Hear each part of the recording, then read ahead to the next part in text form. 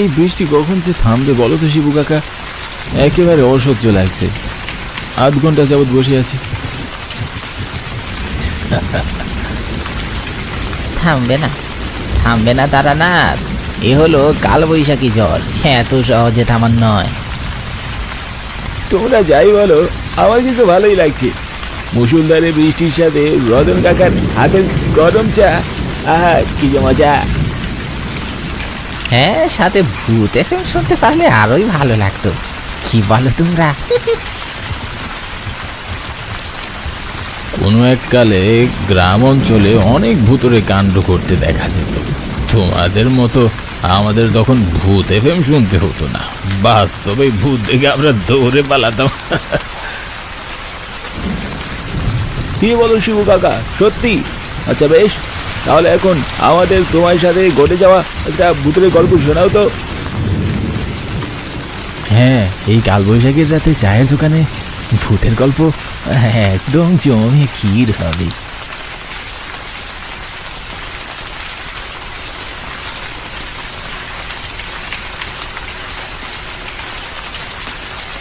তখন আমার বয়স 22 কি 23 হবে। সবে নতুন বিয়ে করেছি। গঞ্জে আমার একটা বড় দোকান ছিল। প্রতিদিন ভোরে ঘুম থেকে উঠে আমি গঞ্জের দোকানে যেতাম আর রাত করে বাড়ি ফিরতাম। একদিন সন্ধ্যার পর আমি দোকান বন্ধ করে পাশের একটা মিষ্টির দোকানে যাই।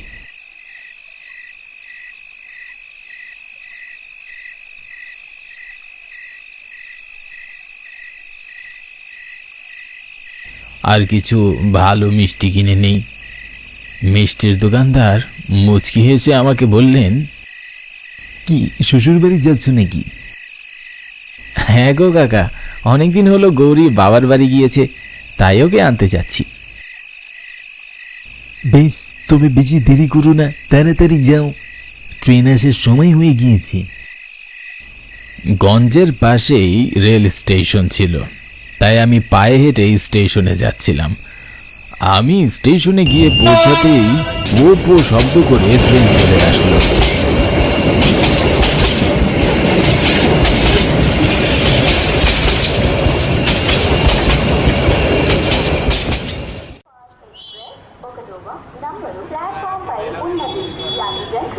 ট্রেনে উঠে জানালার পাশে একটা সিটে আমি আরাম করে বসলাম।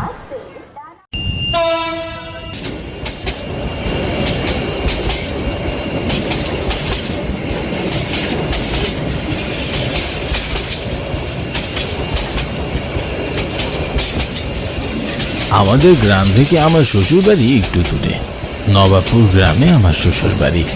ট্রেনে যাতায়াত করলে সময় কম লাগে, তাই আমি আমার শ্বশুর বাড়ি ট্রেনে যাওয়া আসা করতাম। ট্রেনের ভিতর খুব একটা মানুষ ছিল না, পুরো বগি এক প্রকার খালি ছিল। কেন যেন আমার একটু ভয় করছিল। কিছু সময় পর ট্রেন নবাবপুর স্টেশনে এসে থামল।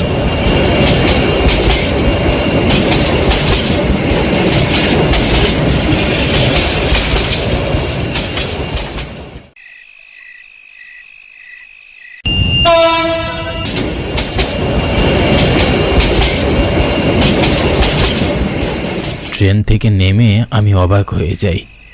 পুরো স্টেশন একদম ফাঁকা ছিল। ঘড়ির দিকে তাকিয়ে দেখলাম তখন রাত 9টা বাজে। সে সময় গ্রামের লোকজনের কাছে রাত 9টা মানে গভীর রাত, তাই স্টেশন একদম ফাঁকা। স্টেশন থেকে আমার শ্বশুর বাড়ি প্রায় 1.5 কিলোমিটারের মতো। এই 1.5 কিলোমিটার পথ আমাকে পায়ে যেতে হবে। আমার শ্বশুর বাড়ি যেতে একটা বড় ঘন জঙ্গল পার করে যেতে হয়।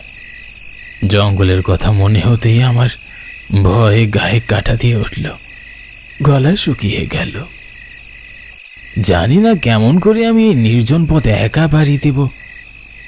হাঁটতে হাঁটতে একটা সময় আমি জঙ্গলের কাছাকাছি চলে আসি, কিন্তু আমি আর সামনে আগানোর সাহস পাচ্ছিলাম না।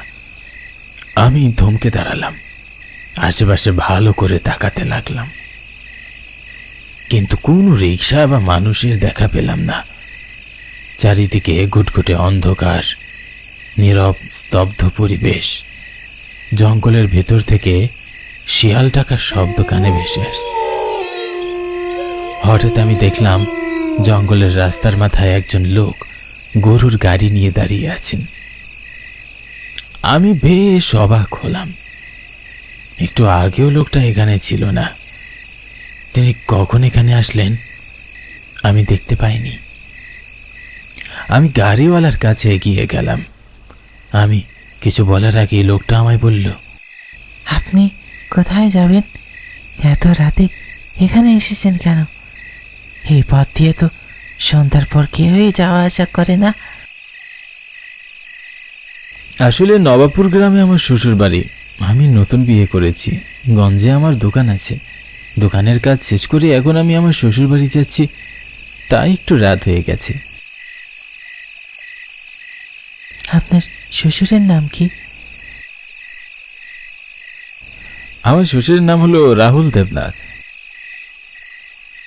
ও, আপনি রাহুল কাকার মেয়ের জামাই? হ্যাঁ, আমি ওনারই। আপনি চিনেন? জি, চিনি। আপনার শ্বশুর কৃষি কাজ করেন। বড্ড ভালো মানুষ তিনি। নবাবপুর গ্রামের উত্তর পাড়ায় ওনার বাড়ি। আপনার তো বিবাহ উপযুক্ত এক শালিকা আছে, নাম ঋতু। হ্যাঁ, আপনি তো দেখছি সবই জানেন। তা আপনার বাড়ি কোথায়? কোন পাড়ায় থাকেন আপনি? আমার এখানে কোনো ঘর বাড়ি নেই। গাড়িওয়ালার মুখে এমন উত্তর শুনে আমি ভীষণ অবাক হলাম। আমতা আমতা করে বললাম, তাহলে আপনি এখানে থাকেন কোথায়? আমি সর্বস্থানে থাকি, তবে এই জঙ্গলে বেশি থাকি। চলুন, আপনাকে আপনার শ্বশুর বাড়ি পৌঁছে দিচ্ছি। ওনার মুখে এমন অদ্ভুত কথা শুনে আমি হা করে ওনার দিকে তাকিয়ে রইলাম। আর মনে মনে ভাবছিলাম, লোকটা আবার পাগল টাগল নয় তো। আমার নীরবতা দেখে গাড়িওয়ালা আমাকে বললেন, কি হলো, আপনি গাড়িতে উঠে পড়ছেন না কেন? আপনি যাবেন না? হ্যাঁ, যাব তো। আমি তাড়াহুড়ো করে গাড়িতে উঠে বসলাম। আমি গাড়িতে উঠে বসতেই উনি গাড়ি ছেড়ে দিলেন। যদিও বা গাড়িওয়ালা খুব রহস্যজনক কথা বলছেন, কিন্তু আমার কাছে ওনার গাড়িতে যাওয়া ছাড়া আর কোনো উপায়ও ছিল না। বাবু শোনেন, আপনাকে একটা কথা বলি। হ্যাঁ, বলুন না। আমি আপনাকে জঙ্গলটি পার করে দিচ্ছি, কিন্তু পরবর্তীতে আর কখনোই রাতের বেলা আপনি এই পথ দিয়ে আসবেন না। মাথা নেড়ে আমিও হ্যাঁ সম্বোধন করলাম। মুখ ফুটে কিছুই বললাম না। গাড়িওয়ালা এমনিতেই ভীষণ অদ্ভুত অদ্ভুত কথা বলছেন, তাই আর কথা বাড়ালাম না। জঙ্গলের আঁকা বাঁকা পথ দিয়ে গরুর গাড়ি ছুটে চলেছে। পুরো জঙ্গল ঘুটঘুটে অন্ধকারে ঢাকা পড়ে আছে। অন্ধকার জঙ্গলের গাছগুলোকে মিশরের পিরামিড বলে মনে হচ্ছিল। এমন ভুতুড়ে পরিবেশ দেখলে যে কারো মাথা খারাপ হয়ে যাওয়ার মতো অবস্থা হবে। হঠাৎ অদ্ভুত একটা শব্দ শুনে আমি চমকে উঠলাম।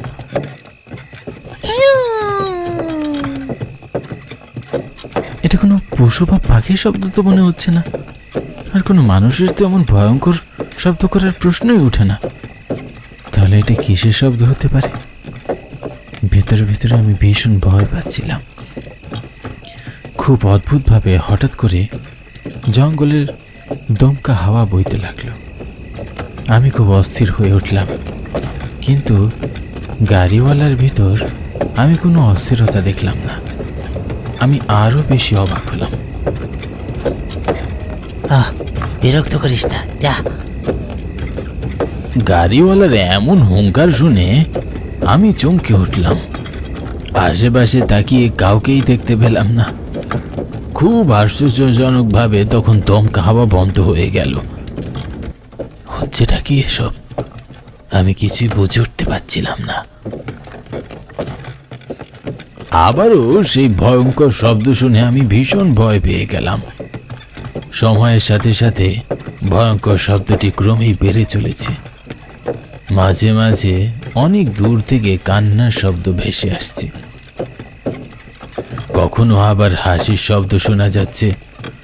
মনটা ভীষণ কুটাক ডাকছিল, মনে হচ্ছিল আমার সাথে খুব খারাপ কিছু হতে চলেছে। গাড়িওয়ালা ভাই, একটু তাড়াতাড়ি গাড়ি চালান না, আমার ভীষণ ভয় করছে। গাড়িওয়ালা যেন আমার কথা কানেই তুলল না। তিনি তার মতো করে গাড়ি চালাচ্ছিলেন। ওনার উপর আমার ভীষণ রাগ হচ্ছিল। হঠাৎ আমি দেখলাম গরুর গাড়ির পাশে একটা দানবের মতো কালো ছায়া আসছে। ভয়ে আমি চমকে উঠলাম। আমার গলা শুকিয়ে গেল, হাত পা ঠান্ডা হয়ে গেল, বুকের ভেতরের প্রাণ পাখিটা দুক দুক করতে লাগলো। মনে মনে রাম রাম বলা ছাড়া আর কিছুই করার ছিল না। হঠাৎ গরুর গাড়িটি থমকে দাঁড়ালো। গাড়িওয়ালা খুব চেষ্টা করে ও সামনের দিকে এগোতে পারল না। ভয়ে আমি পিছনে ঘুরে তাকিয়ে চিৎকার করে উঠলাম। আমি দেখলাম দানবের মতো ছায়াগুলো গরুর গাড়িটি পিছন থেকে টেনে ধরে রেখেছে। ভয়ে আমার বুকের ভেতরটা পানি শূন্য হয়ে যায়, পা থরথর করে কাঁপতে শুরু করে। মনে হচ্ছিল আজই আমার জীবনের শেষ দিন। দেহ থেকে প্রাণ বাকিরা হয়তো এক্ষুনি বের হয়ে যাবে। গাড়িওয়ালা এক লাফে গাড়ি থেকে নেমে দানবের মতো ছায়াগুলোর উপরে এগিয়ে যায় আর রেগে মেগে বলে, কেন এভাবে বিরক্ত করছিস? ছেড়ে দে একে, ও আমার খুব কাছের লোক। তোরা যদি এক্ষুনি এখান থেকে না যাস তবে আমি তোদেরকে মজা দেখাবো। সব কটাকে এই জঙ্গল থেকে দাঁড়িয়ে ছাড়বো। গাড়িওয়ালা এ কথা বলতেই দানবগুলো সামনে থেকে অদৃশ্য হয়ে যায়। ভয়ে আমি আশেপাশে ভালো করে তাকিয়ে দেখতে লাগলাম, কিন্তু ছায়াগুলোকে আর কোথাও দেখতে পেলাম না এবং সেই ভয়ঙ্কর শব্দগুলো আর শুনতে পাচ্ছিলাম না। তারপর গাড়িওয়ালা গাড়িতে বসে পড়লেন আর আপন মনে গাড়ি চালাতে লাগলেন। সময়ের সাথে সাথে আস্তে আস্তে আমার ভিতরের ভয়টাও কাটতে লাগলো। একটা সময় আমি জঙ্গলের একেবারে শেষ প্রান্তে পৌঁছে যাই।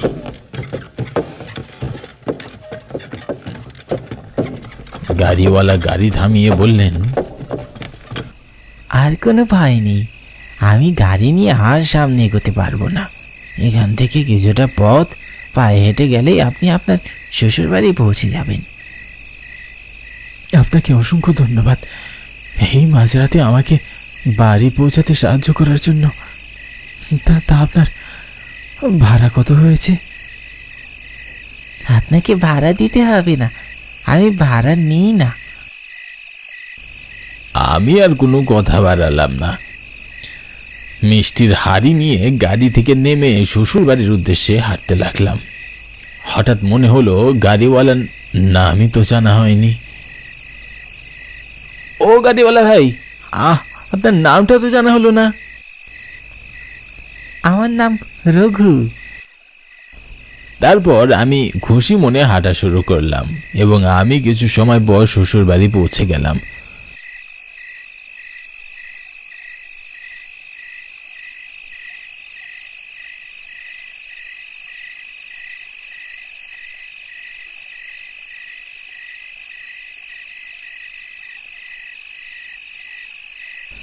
আমাকে দেখে আমার স্ত্রী, শ্বশুর, শাশুড়ি ও শালিকা সবার চোখ কপালে উঠে যায়। মনে হচ্ছিল যেন ওনাদের মাথায় আকাশ ভেঙে পড়েছে। সবাই ভীষণ অবাক হয়ে হা করে আমার দিকে তাকিয়ে রইলেন। ওনাদের এভাবে অবাক হওয়ার কারণটা আমি বুঝতে পারলাম না। তুমি এত রাতে জঙ্গলের পথ দিয়ে কেমন করে এলে? এই পথ দিয়ে তো রাতের বেলা যেই যায় পরের দিন সকালবেলা জঙ্গলে তার লাশ পাওয়া যায়। অশুভ আত্মারা রাতের বেলা জঙ্গলে ঘুরে বেড়ায়। তুমি জঙ্গল পার হলে কেমন করে গো? রঘু নামের একজন গাড়িওয়ালা আমাকে তার গাড়িতে করে জঙ্গল পার করে দিয়েছেন, আর তিনি তো আমার কাছ থেকে ভাড়াও নেননি। রঘু গাড়িওয়ালার নাম শুনে ওনারা সবাই অবাক হয়ে যান, বড় বড় চোখে আমার দিকে তাকিয়ে রইলেন।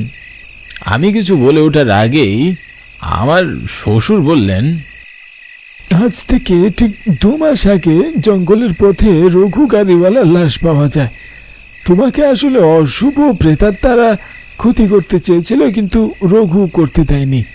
তোমাকে রঘুর আত্মা বাঁচিয়েছি। শ্বশুরের মুখে এমন কথা শুনে আমার গায়ে কাঁটা দিয়ে উঠল। বড় বিপদ থেকে প্রাণে বেঁচে ফেরার জন্যে মনে মনে ঈশ্বরকে আর রঘু গাড়িওয়ালাকে ধন্যবাদ জানালাম। সেদিনের পর থেকে আর কখনোই আমি রাতের বেলা শ্বশুর বাড়ি যাইনি।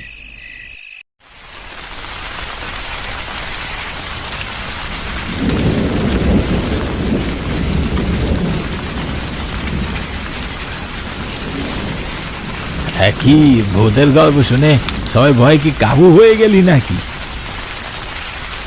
হ্যাঁ কাকা, এইরকম আমার গায়ের পশমগুলো কাটা হয়ে দাঁড়িয়ে গেছে। আচ্ছা, বৃষ্টি থেমে গেছে, এবার নে, যা তোরা বাড়ি যা।